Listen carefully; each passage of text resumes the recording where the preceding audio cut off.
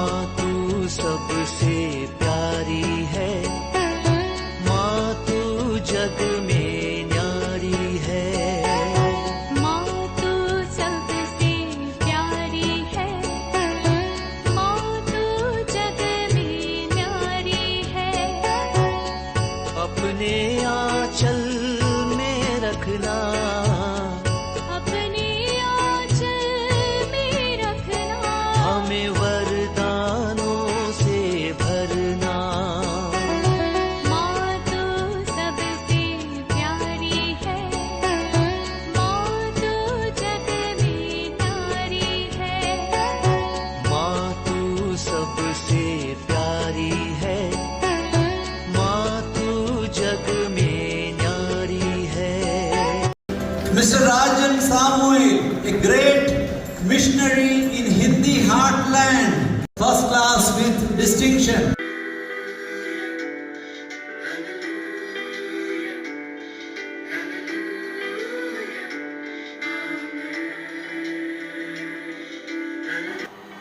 पिता, पुत्र और पवित्र आत्मा के नाम पर आमेन। आप सबों को जय यीशु। बाइबल कोर्स के अंदर आज हम लोग प्रकाशना ग्रंथ अध्याय 3 को पढ़ने जा रहे हैं। पिछले क्लासों में, प्रकाशना ग्रंथ के जो क्लासों में सबसे पहले एक इंट्रोडक्शन हुआ था। इसके बाद अध्याय 1 का, जिसमें संत योहन का यीशु मसीह का जो दर्शन कर रहा था उसके विषय में, और अध्याय 2 और 3 के अंदर मैंने कहा एशिया माइनर के 7 कलीसियाओं को प्रभु ने जो पत्र लिखा है उस पत्र को हम लोग पढ़ते हैं। पिछले क्लास के अंदर अध्याय 2 को हम लोगों ने पढ़ा और उसके अंदर 4 कलीसियाओं के विषय में पढ़ाई किया। आज अध्याय 3 के अंदर अगला 3 कलीसिया के विषय में पढ़ाई करेंगे।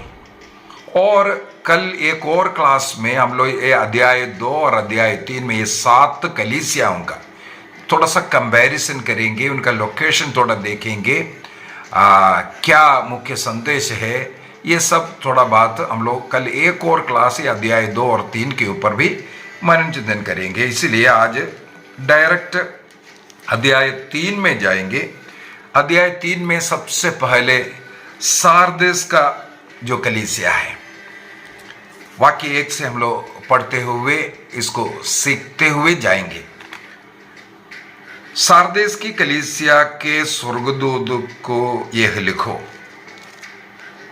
मैंने बीती क्लास में, कल के क्लास के अंदर ये भी बता करके दिया था, अध्याय 2 को जो लेटर लिखने का जो तरीका है, सबसे पहले जो अभिवादन वाला इंट्रोडक्शन, इसके बाद ईसा मसीह का कुछ विशेषता बोल करके, अगर कुछ अच्छाई है तो उस अच्छाई को बताएंगे। इसके बाद जो गलतियां हैं उसके लिए उन लोगों को डांटना और पश्चाताप के लिए बुलाना, और विजयी को मिलने वाला उस आशीष के विषय में, और आखिरी में जिसे कान हो सुन ले बोल करके समाप्त करने वाला वो तरीका।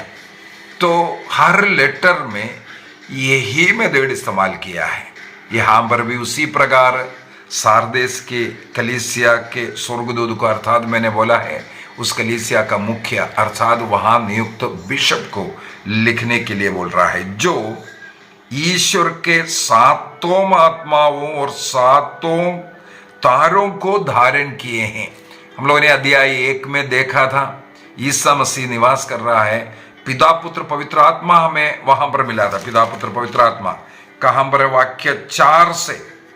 वाक्य 4 से जब लिखा हुआ है, वहां पर जो है, जो था और जो आने वाला है उसकी ओर से उसके सिंहासन के सामने उपस्थित रहने वाले 7 आत्मा। देखो यहां पर 7 आत्मा, पहले पिता हुआ, ये पवित्र आत्मा हुआ, इसके बाद क्या कहते हैं वाक्य 5 में, और ईसा मसीह की ओर से आप लोगों को अनुग्रह और शांति प्राप्त हो। इसका मतलब पवित्र तृत्व का एक आशीर्वाद प्रकाशना ग्रंथ के अंदर अध्याय 1 वाक्य 4-5 के अंदर हम लोगों ने सबसे पहले पढ़ा था। और वहां पर ये सात आत्मा अर्थात होली स्पिरिट, आत्माओं का जो पूर्णता, पूर्ण शक्ति, इसको बताने के लिए यहां पर वही बोल रहा है। जिन सात आत्माओं और सात तारे मैंने बोला था, इन सात कलीसियाओं के जो स्वर्गदूत के विषय में, अर्थात जो मुखिया बिशप के विषय में बता रहे, उनको धारण करने वाला उनका संदेश इस प्रकार है। मैं तुम्हारी आचरण से परिचित हूं। सार्देस के कलीसिया से कहते हैं तुम्हारे आचरण से परिचित हूं। क्यों परिचित है? क्योंकि वो सात आत्माओं से, अर्थात पवित्र आत्मा का शक्ति एवं सामर्थ्य जिसमें है, उनको प्रज्ञा, ज्ञान, विवेक सब कुछ है। वो आपका सब कुछ जान रहा है, बोल रहा है। इसके बाद क्या कहते हैं? लोग तुम्हें जीवित तो मानते हैं, इसका मतलब बाहरी रूप से तुम जीवित हैं, किंतु तुम तो मर चुके हैं, अर्थात आत्मिक रूप से तुम मरा हुआ इंसान है। बाहरी रूप से तुम जिंदा दिख रहा है, लेकिन तुम्हारा आत्मा मरा हुआ इंसान है। नामधारी क्रिश्चियंस भी कहा जा सकता है। कई लोग हैं नाम मात्र क्रिश्चियन है, लेकिन उनका कर्म क्रिस्त के बराबर नहीं है, उनका जीवन उसके अनुसार नहीं, प्रार्थना नहीं, भक्ति नहीं, ईश्वर योग्य रीति से प्रभु को ग्रहण नहीं करता, संसारिक जीवन में है, संसार उनके लिए सब कुछ है, पाप की जिंदगी जी रहा है, नाम है, गले में क्रूस डाला है, रोजरी डाला है। तो प्रभु बोल रहा है मैं सब तुम्हारे आचरण से परिचित हूं। हमारा हृदय, मन, आत्मा, हमारे विचारों को जानने वाला प्रभु ये सिखा रहा है। इसके बाद क्या कहते हैं? जागो, तुम्हें जो जीवन शेष है और बुझने को है उसमें प्राण डालो। वो पूर्ण रूप से तुम कदम नहीं हुआ, अभी भी तुम्हारे लिए समय है, वक्त है पश्चाताप करने का, पाप में जीवन को छोड़ने का और प्रभु में वापस आने का समय है, बोल करके मैंने तुम्हारे आचरणों को अपने ईश्वर की दृष्टि में अपूर्ण पाया। देखो ईसा मसीह पुत्र बोल रहा है अपने ईश्वर के दृष्टि में अपूर्ण पाया। देखो यहां पर भी पवित्र तृत्व क्रिश्चियनिटी का टीचिंग ट्रिनिटी के ऊपर है। वो ईश्वर, एक ईश्वर है, एक व्यक्ति, एक ईश्वर है, उनमें से तीन व्यक्ति, पिता, पुत्र, पवित्र आत्मा। यहां पर पुत्र भी कहते हैं अपने ईश्वर की दृष्टि में अपूर्ण पाया, और पवित्र आत्मा के विषय में भी बोल रहा है तुमने जो शिक्षा स्वीकार की और सुनी। देखो यहां हम 3-4 बातें बोल रहे हैं। तुमने जो शिक्षा स्वीकार की है, सुनी है, याद रखो, उसका पालन करो, पश्चाताप करो, नहीं तो मैं चोर की तरह आऊंगा और तुम्हें मालूम नहीं है कि मैं किस घड़ी तुम्हारे पास आऊंगा। देखो यहां पर हम लोग क्या देख रहा है? सबसे पहले बोल रहे तुम्हारा आचरण जान रहा है। बाहरी रूप से तुम जीवित दिख रहा है, लेकिन आंतरिक रूप से तुम मरा हुआ है, आत्मिक की रीति से मरा हुआ है। और बोल रहा है अभी थोड़ा सा जीवन अगर बचा हुआ है, तुम उसमें जीवन प्राण डालना है। कैसे हो सकता है? पश्चाताप कर, ईश्वर के पास आकर के। वो कैसे है? जो वचन तुमने सुना, वो वचन को ग्रहण कर, उस वचन के अनुसार जीवन जिएगा, तब तुम में जीवन आएगा। ये आकर के बता रहा है। वाक्य 4 में सार्देस में तुम्हारे यहां कुछ ऐसे व्यक्ति, अभी 4 और 5 के अंदर बहुत ही सुंदर तरीके से एक और टीचिंग हम लोगों को मिल रहा है। यह सार्देस ऐसा कलीसिया है जिसमें कोई अच्छाई को नहीं बोलने वाला। 2 ऐसा कलीसिया मैंने कल के क्लास में बोल करके दिया था। 2 ऐसा कलीसिया है जिसमें कोई अच्छाई का वर्णन नहीं है, केवल उनको फटकार मिल रहा है। उनमें से पहला यही सारदीस की कलीसिया है, इसके बाद एक 7वां कलीसिया लौदीकिया आएगा, उनको भी केवल फटकार मिलने वाला है।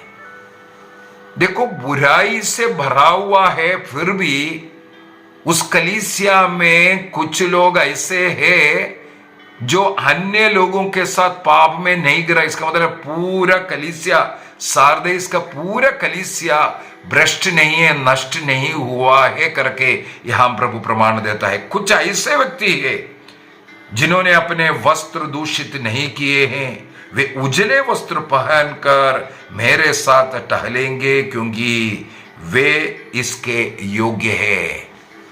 बुराई जहां भरा हुआ है, उस घर के अंदर कहीं ना कहीं एक व्यक्ति अच्छाई को ढूंढेंगे। पूरे घर में मूर्ति पूजक, अंधविश्वास, लड़ाई झगड़ा, नशा करने वाला, वहां पर कहीं ना कहीं एक व्यक्ति प्रार्थना करने वाला, नशा ना करने वाला, पाप में ना गिरने वाला मिलता है। एक कलीसिया पूरा भ्रष्ट, लेकिन उनमें से कुछ लोग उजले वस्त्रधारी मिलेगा, वो मेमने के साथ घूमने वाला होगा, ये वादा दे रहा है। वाक्य 5 से यही बोल रहा है, विजय इस प्रकार उजले वस्त्र पहनेगा, जीवन ग्रंथ में उनका नाम नहीं मिटाऊंगा, बल्कि अपने पिता और उसके स्वर्गदूतों के सामने स्वीकार करूंगा। अर्थात प्रभु यीशु मसीह हमारे लिए मध्यस्थ है, एडवोकेट है। इसकी विषय में यहां पर हम लोग देख रहे हैं। मत्ती का सुसमाचार अध्याय 10 वाक्य 32 में भी प्रभु ने यह प्रोमिस किया था, और निर्गमन ग्रंथ अध्याय 32 में हो, स्तोत्र ग्रंथ अध्याय 69 का वाक्य 23 में हो, यस्केल का ग्रंथ अध्याय 13:9 में, दानियल का ग्रंथ अध्याय 13, अनेकों जगहों पर जीवन ग्रंथ में अपना नाम लिखाने के विषय में और उजले वस्त्र पहन करके मेमने के साथ हम स्वर्ग में प्रवेश करने के विषय में सब बोल रहा है। यही यहां पर प्रभु पत्र लिख करके सारदीस की कलीसिया को बोलते हैं। सारदीस का कलीसिया पाप की जिंदगी जीने वाला है, बाहर से ईसाई दिख रहा है, लेकिन अंदर से ऐसा नहीं है। वाक्य 6 में आखिर में बोल रहा है, जिनके कान हो वह सुन ले कि आत्मा कलीसिया से क्या कहता है। अभी अगला कलीसिया में जाएंगे, वो है फिलाडेल्फिया का कलीसिया। फिलाडेल्फिया का कलीसिया भी ऐसा एक कलीसिया है जहां कोई दोष नहीं बताता है। इससे पहले हम लोगों को एक कलीसिया मिला था, स्मिर्ना का कलीसिया। स्मिर्ना का कलीसिया कल जब सिखाया तब मैंने बोल करके दिया था, स्मिर्ना का कलीसिया में भी कोई फटकार नहीं किया, अच्छाई बोल करके गया, प्रशंसा किया, और वहां पर बोला जीवन के अंत तक तुम ईमानदार रहो, जीवन का मुकुट तुम्हें मिलेगा। कष्ट में, पीड़ा में, अपमान में क्रिस्त को अपनाने के कारण, क्रिस्त विश्वासी बनने के कारण तुम्हारे जीवन में जो कष्ट आ रहा है, उस कष्ट के साथ रहने वाला उस स्मिर्ना कलीसिया को फटकारा नहीं बल्कि अच्छा बोला। इसी प्रकार अब हमें दूसरा एक और कलीसिया मिल रहा है जिनको फटकार नहीं मिला, वो है फिलाडेल्फिया का कलीसिया। हम लोग पढ़ते हैं क्यों फिलाडेल्फिया का कलीसिया में भी कोई फटकार नहीं है, उनका केवल अच्छा ही बोल रहे हैं। वो गुण हम लोगों को जानना बहुत अच्छा है। फिलाडेल्फिया की कलीसिया के स्वर्गदूत को ये लिखो, जो पवित्र, सच्चा, जिसके पास दाऊद की कुंजी है, जिसके खोलने पर कोई नहीं बंद कर सकता और जिसके बंद करने पर कोई खोल नहीं सकता, उसका संदेश इस प्रकार है। यहां पर बहुत ही सुंदर तरीके से फिलाडेल्फिया की कलीसिया से प्रभु कहता है, सबसे पहले बोलते हैं ईसा मसीह के विषय में वो जो बोल रहा है वो पवित्र है और सच्चा है, ट्रूथ।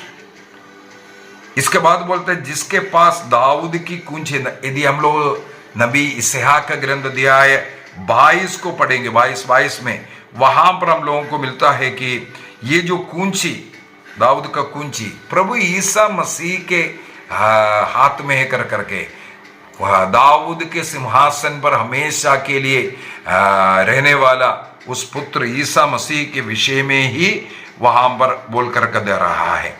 और यहाँ पर एक मुख्य वचन ये है, जो द्वार खुला है वो कभी बंद नहीं करेगा, कोई लोग उसको बंद नहीं करेगा। एक ओपन डोर के विषय में फिलाडेल्फिया के कलीसिया को बोल रहे हैं, ओपन डोर। यदि प्रेरित चरित्र हम लोग पढ़ेंगे, वहां पर भी हम लोगों को एक द्वार के विषय में ईश्वर ने हमारे लिए द्वार खोल करके दिया। वहां गया, वहां द्वार खोल करके दिया। द्वार खोलने का मतलब है मिशन कार्य के लिए द्वार खुला हुआ है। ईश्वर का संदेश अनेकों लोगों को, अन्य लोगों को अपने जीवन के द्वारा सुनाने के लिए इस फिलाडेल्फिया से कहते हैं यहां जहां द्वार खुला है, इसका मतलब वो एक मिशन चर्च है। अन्य लोगों को अपना जीवन का उदाहरण देने वाला, अन्य लोगों को मसीह के द्वारा मुक्ति का संदेश सुनाने वाला ये एक कलीसिया है, ये फिलाडेल्फिया का कलीसिया। यहाँ पर बोल रहा है कि वो द्वार ऐसा खुला हुआ है करके, और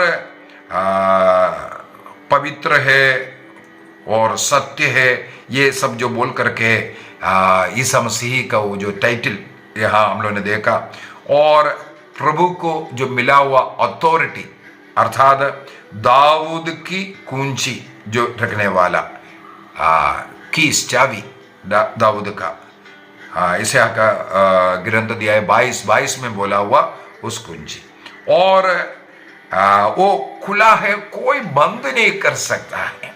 इसका मतलब आप जो मिशन कार्य करना है, प्रभु का संदेश लोगों को सुनना है, सुनाना है, उसमें कोई बाधा चाहे कितना भी आ रहा हो रहा है। अभी आगे हम लोगों को मालूम है ये कलीसिया भी, फिलाडेल्फिया की कलीसिया भी पीठाओं में है। जैसे पहले हम लोगों को मिला था स्मिर्ना का कलीसिया, वो भी दुख कष्ट अपमान निंदा में है, सम्राटों के द्वारा प्रताड़ा जा रहा है। इसी प्रकार है ये फिलाडेल्फिया का भी। देखो, पीड़ा सहन करने वाला कलीसिया को फटकार नहीं मिल रहा है, केवल अच्छा ही है। जो पीड़ा नहीं सहन करता है, दुनिया की ओर है, खुशी की ओर, आनंद की ओर, धन की ओर, वासना की ओर, पाप की ओर जिनको झुकाव है, उनको ही केवल फटकार है। अंधविश्वास में पड़े हुए ऐसे कलीसियाओं को फटकार मिल रहा है। यहां फिलाडेल्फिया, और आगे थोड़ा पढ़ते हैं, वाक्य 8 में लिखा है, मैं तुम्हारे आचरण से परिचित हूं, मैंने तुम्हारे लिए एक द्वार खोला है जिसे कोई बंद नहीं कर सकता। तुम्हारी शक्ति सीमित है, फिर भी तुमने मेरी आज्ञाओं का पालन किया और मेरा नाम अस्वीकार नहीं किया। इसी को ही सुसमाचार प्रचार करते हैं। तुम्हारी शक्ति बहुत कम, लेकिन तुम बहुत बड़ा बड़ा कार्य कर रहा है, क्योंकि तुम्हारे साथ ईश्वर है। उस ईश्वर तुम्हारे द्वारा ये कार्य कर रहा है, और तुम विचलित नहीं हुआ। पीड़ा निंदा में तुम विचलित नहीं हुआ। क्रिस्त का साक्षी बनकर के क्रिस्त का नाम अन्य लोगों के सामने बताने में तुम्हें शर्म लज्जा नहीं आई। देखो, मैं शैतान का उन अनुयायियों का जो अपने को यहूदी कहते हैं, देखो ध्यान से सुनना, किंतु यहूदी नहीं है और झूठ बोलते हैं, इसके लिए बाध्य करूंगा कि वे आकर तुम्हारे चरणों में दंडवत करें और यह जाने कि मैं तुमको प्यार करता हूं। जो तुम्हारा विरोध करते हैं, जो तुम्हारी जो चर्च की जो शिक्षा का विरोध करने वाले अनेकों लोग, पाषंडता में पढ़कर के विरोध करने वाले लोग, ऐसे अनेकों लोग आखिरी में तुम्हारे बातों को मानेंगे। तुम्हारे चरणों में आकर दंडवत करने का मतलब है तुम जो शिक्षा दे रहा है वही सही है करके ऐसे अनेकों लोग बोलेगा। हमारे इस YouTube चैनल का अनेकों ऐसे लगा हुआ है पाषंडता में पड़े हुए लोग, लेकिन मुझे खुशी ये बात है, जो शुरू शुरू में विरोध करने वाले अनेकों लोग कैथोलिक की शिक्षा ही सही है बोल करके कैथोलिक की चर्च से जुड़ा वापस आया। जो इसका विरोध कर रहा था वापस आया शिक्षा सुन करके।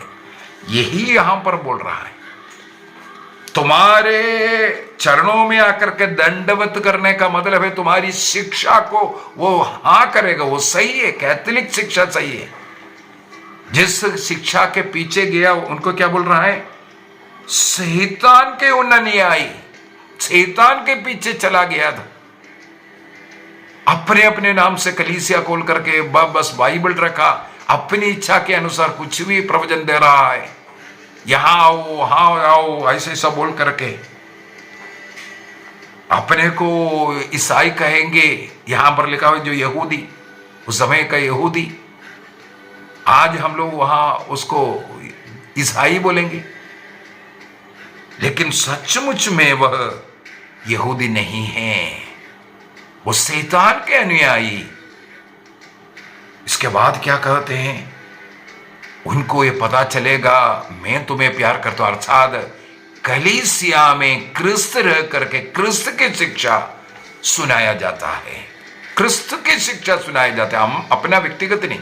इसलिए पूरे दुनिया में कैथोलिक चर्च का शिक्षा एक शिक्षा होता है, लेकिन जो पाषंडी कलीसिया, जो व्यक्तिगत कलीसिया, दो व्यक्तियों का एक समान नहीं होता है। यहां पर जो बोल रहा है वहां नहीं बोलेगा। कुछ लोग बोलेगा कान में सोना नहीं पहनना, गले में माला नहीं पहनना, लेकिन उन्हीं ग्रुप में कुछ लोग पहना हुआ मिलेगा। ऐसे अनेकों जो एकदम ऑपोजिट मिलेगा। अनेकों कलीसिया ऐसे है, आज आप गया वहां प्रार्थना सभा में, आज ही आपको पकड़ करके बपतिस्मा दे दिया, उनको केवल मेंबर्स चाहिए। बोला है किसी भाई ने मेरे को अभी हाल ही में फोन करके बोल रहा है, मेरी पत्नी बीमार थी, पत्नी को लेकर के ऐसे एक प्रार्थना सभा में किसी का घर गया, घर घर में है ना आजकल कलीसिया शुरू हो गया। जिस दिन पहुंचा उसी दिन पत्नी को और मुझे बपतिस्मा देकर के बोला तुम ईसाई बनो, तुम सब ठीक हो जाएगा करके। तब से जुड़ा हुआ है वहां। जब मेरे क्लासों को सुनने लग गया, उनको पता चले ये सब झूठ हो रहा है, ये सब गलत है, अनेकों बातों पर वो भ्रमित है। कई सवाल मेरे से पूछ रहा था, इसका क्या अर्थ है, इसका क्या मतलब है। गलत शिक्षाएं दे रहा है, यहां पर यही बोल करके दे रहा है। वाक्य देश में लिखा है तुम मेरे आदेशानुसार दृढ़ बने रहे, इसलिए मैं भी तुम्हें इस विपत्ति के समय सुरक्षित रखूंगा। देखो उस कलीसिया, फिलाडेल्फिया के कलीसिया के ऊपर भी बहुत अत्याचार चल रहा है, तब बोल रहा है मैं तुम्हें सुरक्षित रखूंगा। इसका यह मतलब नहीं है, देखो ध्यान से एक बात और बोल कर देता हूं। उस कलीसिया में विपत्ति है, प्रभु बोल रहा है उस विपत्ति में मैं तुम्हें सुरक्षित रखूंगा। प्रभु ने यह नहीं कहा कि तुम्हारे ऊपर वो विपत्ति आने नहीं दूंगा। हेलो, ध्यान से सुने, एक बार और मैं बोल करके देना चाहता हूं।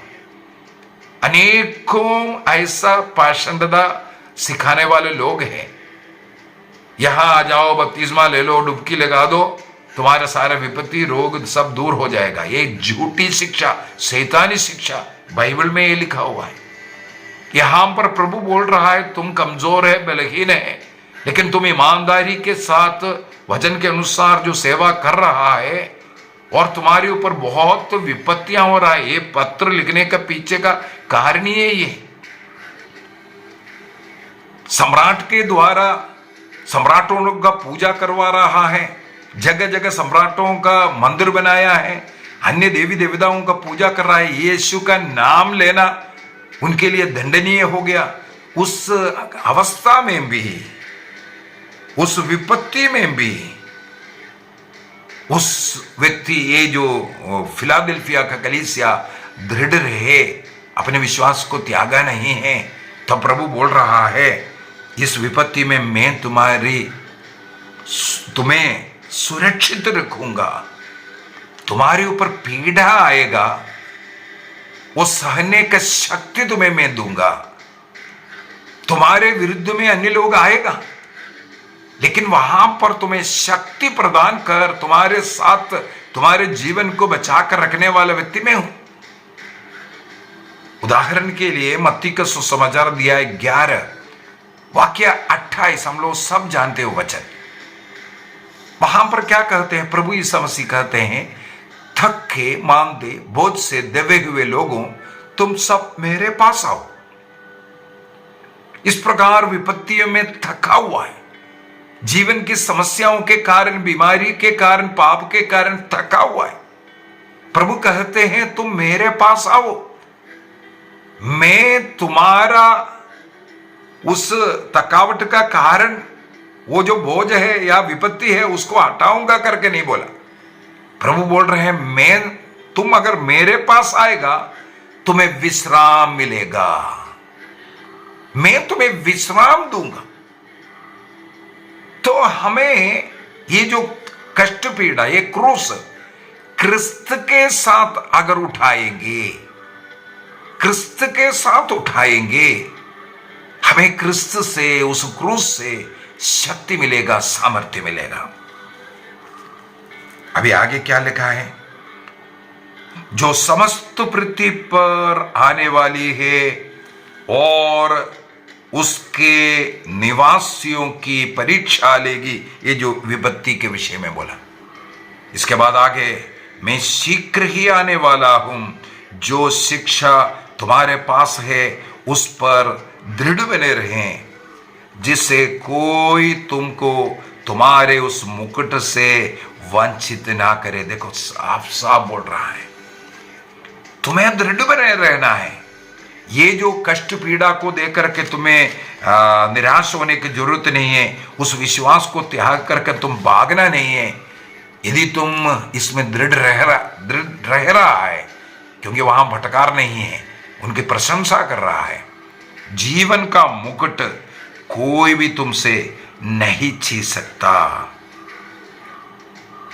कष्ट पीड़ा में भी धैर्य के साथ उसको सहन करना। कैटेकिज्म ऑफ कैथोलिक चर्च, कैथोलिक कलीसिया का धर्म शिक्षा ग्रंथ 2088 के अंदर हम लोग यही पढ़ते हैं। विश्वास में हमें और मजबूत करना चाहिए। हमारे विरुद्ध में जो भी लोग कष्ट पीड़ा दे रहा है, आगे फिर मैं विजयी को अपने ईश्वर के मंदिर का खंबा बनाऊंगा, वह फिर कभी उसके बाहर नहीं जाएगा। मैं अपने ईश्वर का नाम, अपने ईश्वर का नगर, उस नवीन यरूशलेम का नाम जो मेरे ईश्वर के हाथ से स्वर्ग से उतरने वाला है, उसका अपना नया नाम उस पर अंकित करूंगा। वाह, क्या क्या करेगा? तुम्हें मंदिर का खंबा बनाएगा, कभी बाहर नहीं जाएगा, और एक नया नाम तुम पर अंकित करेगा। बाप रे, कितने अच्छे अच्छे प्रोमिस यहां पर प्रभु देते जा रहा है। यहां पर प्रभु सबसे पहले जो बोल करके दे रहा है, पिलर, अर्थात तुम खंबे के माफी के स्थिर रहेगा। यदि गलातियों का पत्र दिया है 2 वाक्य 9 के अंदर हम लोग पढ़ेंगे, ईश्वर का जो मंदिर के विषय में जो बोल करके दे रहा है ना, विश्वास का जो स्तंभ बनने के लिए, मतलब तुम्हारा अटल विश्वास, तुम उसमें से कहीं बाया देने नहीं जाएगा। इस प्रकार का एक परमानेंट और स्टेबल, दृढ़, वो कहीं हिलेंगे नहीं, इस प्रकार तुम्हें बनाने के विषय में। बाहर नहीं जाएगा बोलता है ना, बाहर नहीं जाएगा। इसका क्या मतलब है? तुम्हें अनंत काल तक प्रभु का सुरक्षा मिलते रहेगा, तुम्हें डरने की जरूरत नहीं। इसके बाद प्रभु तीसरा बोल रहा है, एक नया नाम अंकित करेगा। कौन सा नाम है? वो जो पुत्र का जो नाम है वो वाला नाम तुम्हारे ऊपर, जो ईश्वर के लिए जो नाम है वो नाम तुम पर अंकित करने के विषय में।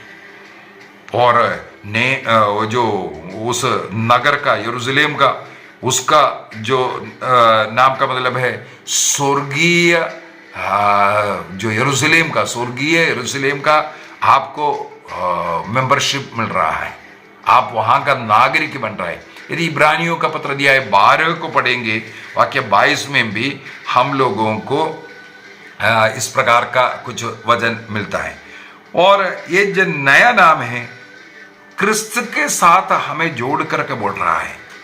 इस प्रकार प्रोमिस, विजयी को देने के विषय में यहां पर हमें सिखाते हैं।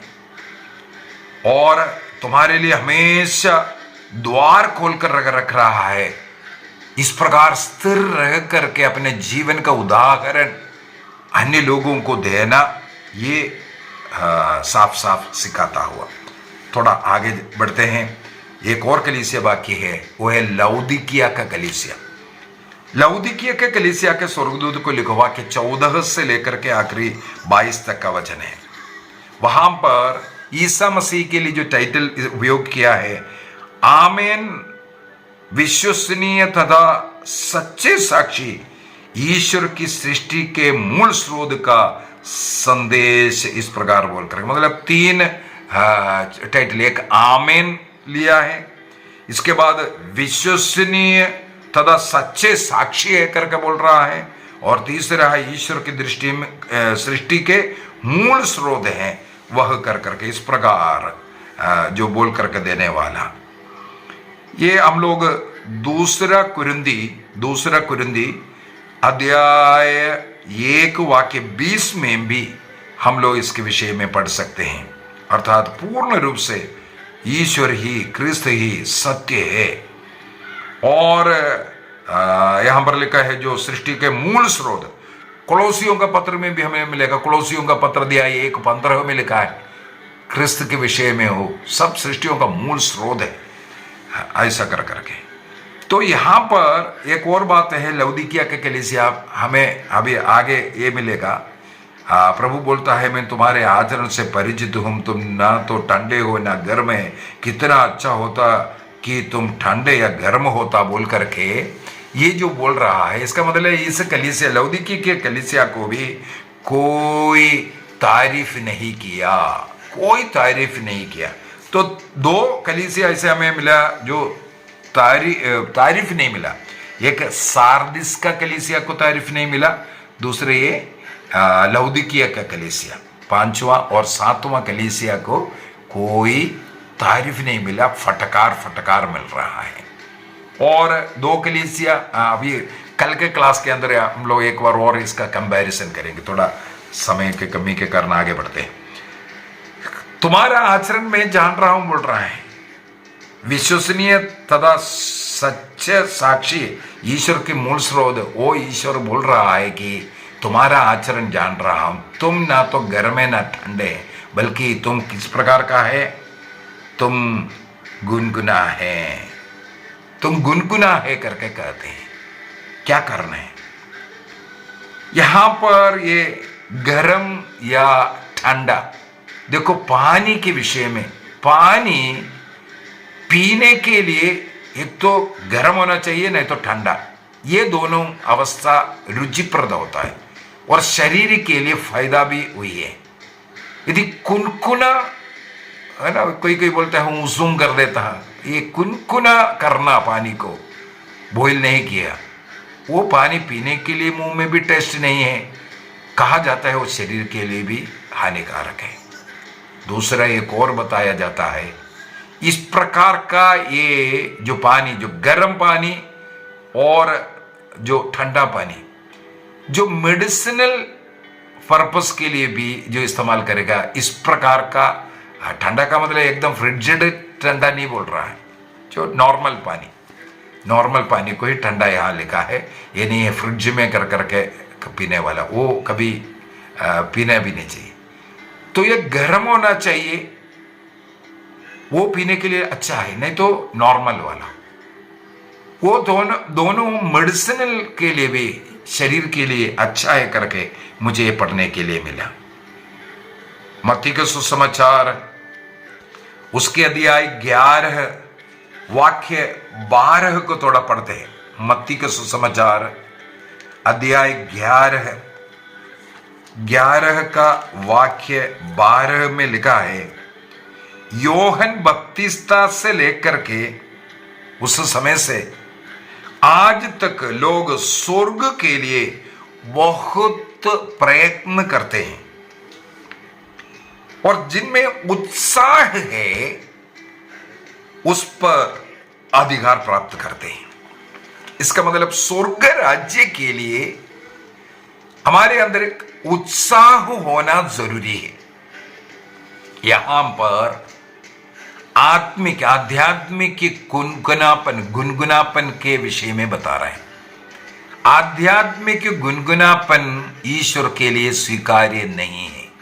आज चलता है, आज मौसम खराब है, चर्च नहीं जाने से भी चलेगा, साल में एक बार पाप स्वीकार करने से भी चलेगा, रोज प्रार्थना करने का या बाइबल पढ़ने का जरूरत नहीं। इस प्रकार ढीलापन दिखाना, इसी को ये गुनगुनापन यहां पर जो बता करके दे रहा है। यहां पर क्या कहते हैं वाक्य 17 के अंदर, तुम ये कहते हो मैं धनी हूं, मैं समृद्ध हो गया, मुझे किसी बात की कमी नहीं, और तुम यह नहीं समझते हैं कि तुम अभागे हो। इस लौदीकिया की कलीसिया के विषय में मैंने थोड़ा सा पढ़ाई किया, तब मुझे पता चला उस समय पर विशेषकर इन 7 कलीसियाओं में सबसे धनी कलीसिया ये लौदीकिया का कलीसिया है। कलीसियाओं को मदद करने के लिए फंड इकट्ठा कर करके, विशेषकर जो यरूशलेम में जो बेच रहा है, इस प्रकार गरीब जरूरतमंदों के लिए पैसा भेजने का एक सिस्टम होता था। तो ये लौदीकिया का कलीसिया कहते थे हम तो धनी हैं, हमें किसी की मदद की जरूरत नहीं। वो धनी बनने के पीछे के भी कारण ये है, बिजनेस का एक बहुत बड़ा सेंटर था, व्यापार का केंद्र था ये लौदीकिया। दूसरा, वहां पर आंख का दवाई, वहां का एक स्कूल है जो आंख का जो टीचिंग वाला जो सिखाने का, और वहां पर आंख का दवाई सुरमा बनाता था और वो दुनिया में वहां से एक्सपोर्ट होता था।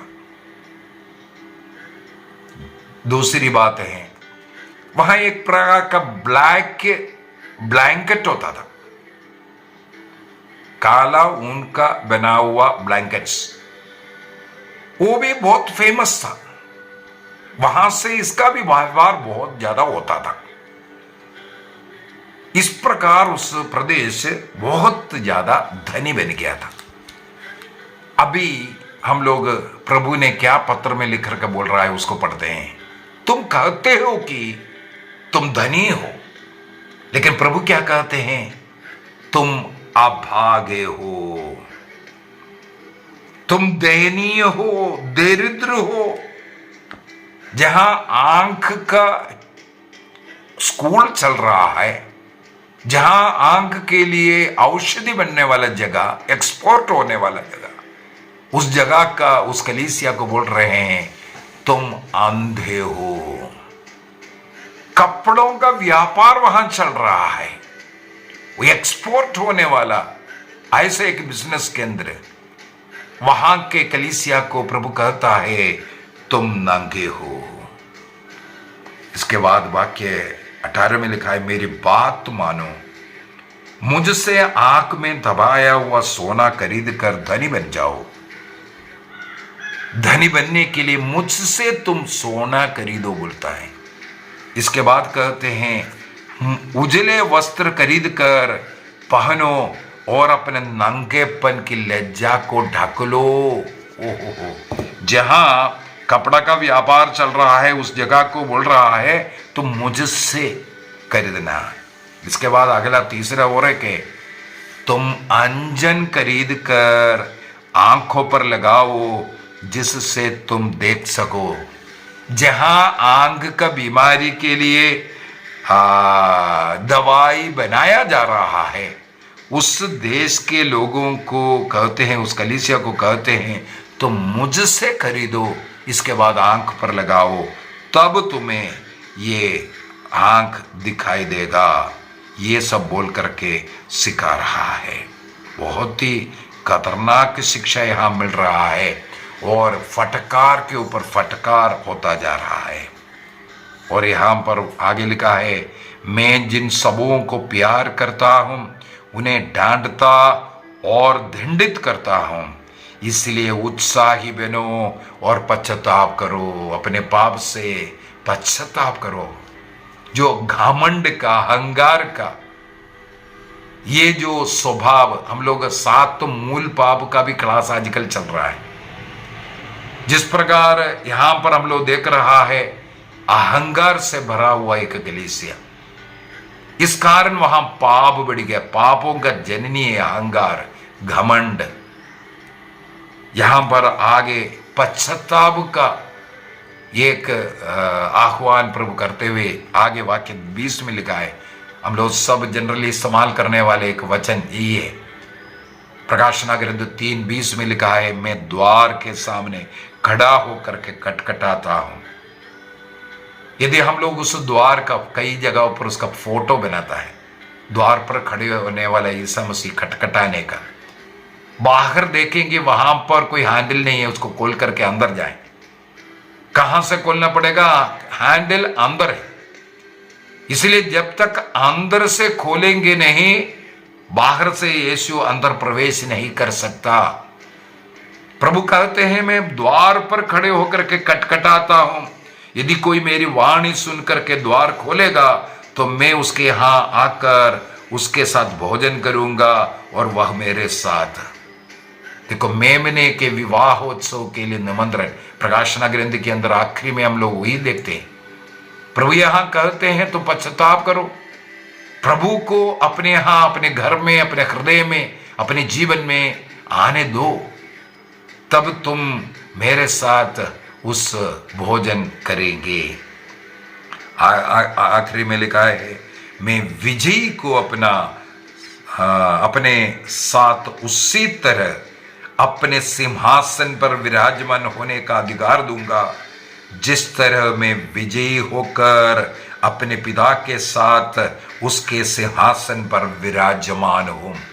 मृत्यु पर विजय प्राप्त करने वाला क्रिस्त हमारे पापों का प्रायश्चित कर क्रूस पर मर गया, दफनाया गया, जी उठकर 40वां दिन स्वर्ग जाकर के पिता के दाहिने विराजमान। प्रभु कहता है, जिस प्रकार मैं विजयी हूं, जो इस प्रकार पश्चाताप कर करके लौट करके आएगा, उस विजय को मैं मेरे साथ उस सिंहासन पर बिठाऊंगा। आखिरी वचन में बोलते हैं, जिसके कान हो वह सुन ले कि आत्मा कलीसियाओं से क्या कहता है। बहुत ही सुंदर बात यहां पर बोल करके दे रहा है। वाक्य 19 के अंदर प्रभु बहुत ही एक बात बोल करके दे रहा है, मैं जिन लोगों को प्यार करता हूं उन्हें डांटता हूं और दंडित करता हूं। इस कलीसिया को यदि डंडाई दिया है, यहां पर प्रभु बोल करके दे रहा है, मैं तुम्हें प्यार कर रहा हूं। प्यार का है अनुशासन में रखना। यह तुम्हें कोई दंड मार डालने के लिए नहीं है, बल्कि तुम्हें सुधार लाने के लिए मैं लेकर के आया है। और तुम्हारा स्वभाव आज गुनगुने है, उस गुनगुने स्वभाव से तुम्हें उत्साही बनाने के लिए यह कार्य कर रहा है। ये जो गुनगुना स्वभाव, आलस्य का मूल पाप, 7 मूल पाप में एक मूल पाप है आलस्य। इन दिनों में हम लोग 7 मूल पाप भी सीख रहा है, तो वहां पर भी ये उत्साह, कैटेकिज्म ऑफ कैथोलिक चर्च 1428 के अंदर, 1428 के अंदर ये जो आलस्य का, गुनापन का ऑपोजिट में ये उत्साह के विषय में बता करके दे रहा है। और दूसरी बात है वाक्य 20 में, द्वार के सामने खड़ा हूं बोल करके उसको खोलना हमारा काम है, अर्थात पश्चाताप करना, क्रिस्तु को अपने यहाँ अपने जीवन में, अपने कलीसिया में, अपने परिवार में स्वागत करना बहुत ही जरूरी है। अर्थात व्यक्तिगत रूप से आपको इसको स्वीकार करना बहुत ही जरूरी है।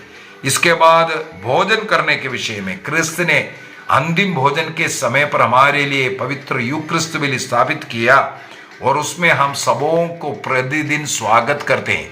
कैटेकिज्म ऑफ कैथोलिक चर्च 1391 में 91 में या 1391 में लिखा हुआ है, इसके लिए हमें स्वागत कर रहा है। तो हमें क्या करना है?